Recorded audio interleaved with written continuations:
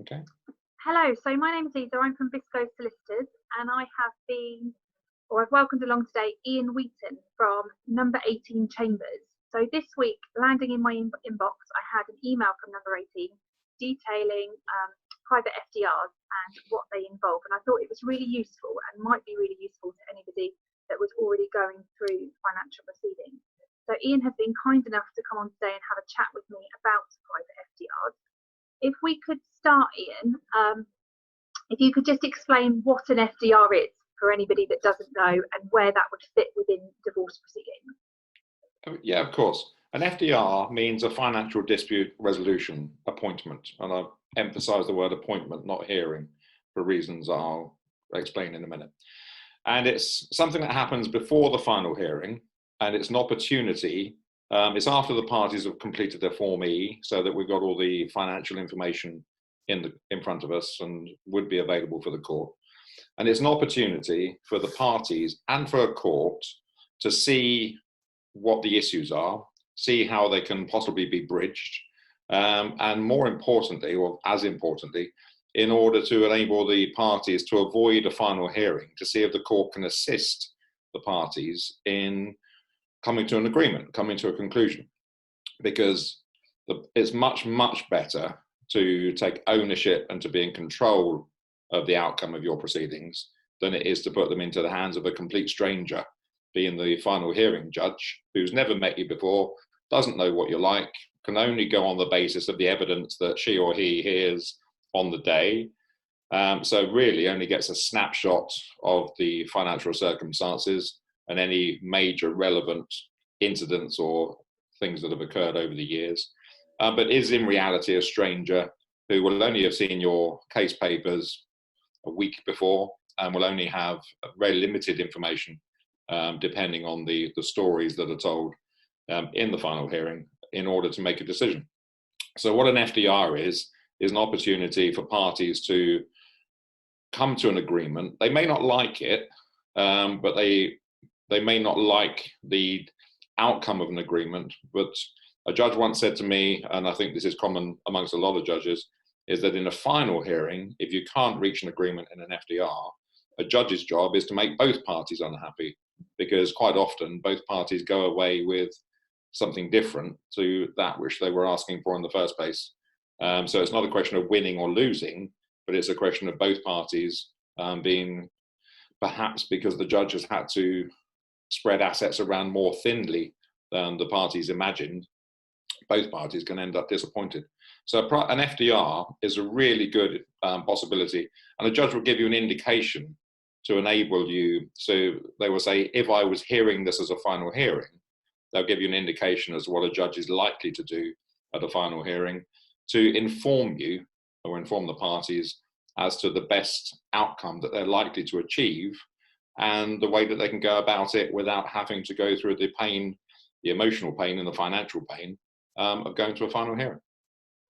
And in my experience, most parties will reach an agreement at or before the FDR. Is that your experience as well? Well, I get pulled in when the parties can't reach an agreement, but hopefully, the ambition is to reach an agreement at the FDR or before the FDR, or possibly afterwards, because just because you can't reach an agreement at the FDR doesn't mean you can't still negotiate. And the key word is to negotiate and to maybe cross. I think red lines are or used to be a feature that we heard quite a lot, but cross some red lines and give up some things that you may have considered to be sacred in order to reach an agreement. But yeah, the emphasis is upon reaching agreement rather than the small percentage of cases that actually make it through to a contested final hearing, because that's just not a good situation to be in. If you can avoid it realistically and sensibly, I say that because any agreement that you reach at an FDR must be approved by the court, and the court applies the same factors, the Section 25 factors of the Matrimonial Causes Act. It applies those same factors to the outcome of a negotiation at an FDR stage as it would at a final hearing stage, to make sure that the agreement that the parties have entered into is one that can be sanctioned by the court. So ordinarily then, an FDR would be one of the 3 hearings that we have within contested proceedings in the court. So what's the difference with a private FDR? How does that work? Well, in a private FDR, instead of having a judge who would give you the benefit of their experience, you get somebody like me who's been involved in family law for a very long time, it feels like, but somebody who has experience of the outcomes of cases and the way that the courts would apply the Section 25 criteria. And when I talk about these criteria, these are the statutory matters that the court takes into account, such as the parties' financial needs, any contributions they've made, and the list that is set down in the statute. And so you get the benefit of somebody who doesn't have a position in the case, so then I'm neutral, and we're able to tell you fairly accurately what, if the case was before a judge, what a judge would be likely to do in order to dispose of the assets between the parties, or to divide the assets fairly between the parties.